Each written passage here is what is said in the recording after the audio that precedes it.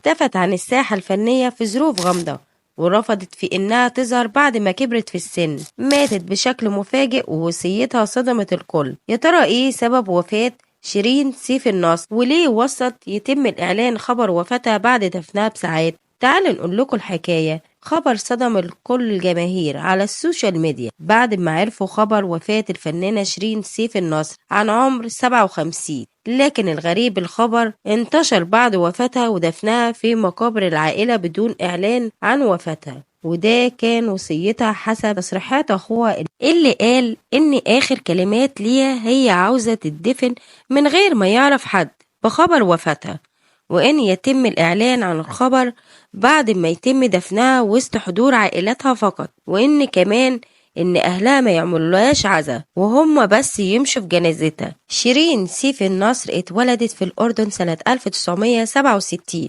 لأب مصري وأم فلسطينية من عائلة هاشم المقدسية. اتخرجت عام 1991 من كلية الحقوق.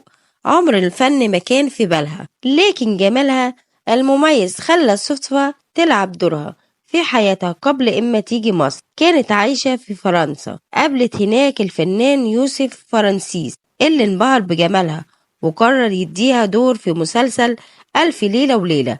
الكل ما كانش ليه سيرة غير شيرين وجمالها، وبعدها أبواب الشهرة كلها اتفتحت لها، وما بقاش فيه فيلم أو مسلسل إلا ما يكون فيه شيرين. لكن بعد وفاة والدتها كل حاجة اتغيرت.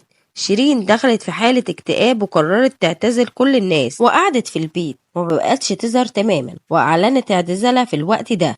ورغم رجعها في دور واحد في 2007، لكن رجعت عن قرارها وقالت خلاص مش هظهر تاني. وعلى العكس كتير من النجوم بيعتزلوا وبينفصلوا وموجودين على الساحة، شيرين اختفت تماما ومحدش عارف سبب اعتزالها وايه اللي خلاها تقعد في البيت في عز نجوميتها. حتى لما تم تسريب صورة ليها بعد 12 سنة انكرت انها هي، وقالت هي مش حابة تظهر علشان الجمهور يحتفظ بصورتها الحلوة في مخيلته. شيرين على الرغم من جمالها لكن حظها في الحياة العاطفية ما كانتش كبيرة. اتجوزت أول مرة من رجل أعمال سعودي، وبعد سنين من الجواز انفصلوا ودخلت في قصة حب مع المطرب مدحت صالح، لكن الطلاق بعد 4 شهور بس. وفي 2010 رجعت اتجوزت تاني من الجراح التجميل الرائف الفكر، وانفصلت بعد 5 شهور بس. تفتكروا شيرين ليه ما كانتش عاوزة حد يمشي في جنازتها ولا حد يعرف